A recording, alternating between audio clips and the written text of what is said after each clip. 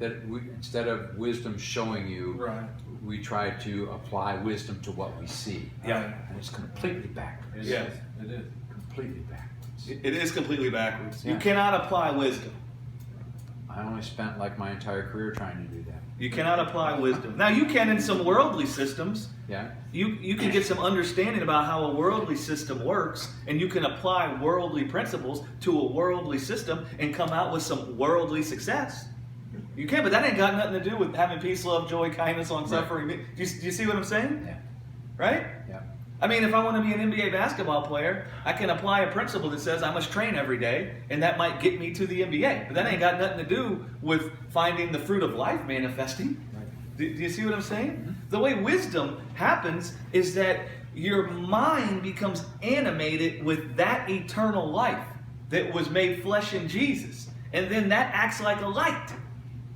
And now you're walking in the light. You know what happens when you walk in the light? You see things for what they are. Yes. You see what's actually going on. And so it discerns for you. Life discerns things for you. It causes you to see things that you could never see before. You see it for how it is. You break it down for how it is. And then you don't say, well, wisdom says this is what I should do. But because of the way you see something, it brings a certain action out of you. And that action has been born from wisdom.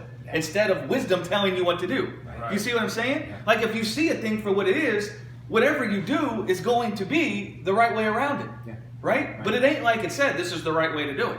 It's just that the way you saw what was there caused something in you where this is how you handled it. Right. So is that the way Solomon saw the world? Through that kind of wisdom? The real wisdom, yeah, initially. Yeah. And then Solomon took on a bunch of wives that were idol worshipers. And he found himself becoming an idol worshiper, so to speak. And then he found himself testing the spirits, if you want to be honest. Sure. Right? He tested the spirit. And you might say that was the last cry when he was going down the path of idol worship. The last cry was of wisdom in him was test the spirits. Right? Because then he did test the spirits, didn't he? Yes. He went off and did everything he could do through the works of his own hands. Yeah. He accomplished everything that could be accomplished. He reached the plateau of the world. He was like the greatest basketball player, football player, president, world leader, doctor, architect, athlete, all wrapped into one. He had it all. And at the end of the day, after he had it all and done it as good as anyone could ever do it, he said, man, this is empty. Yeah. This is worthless.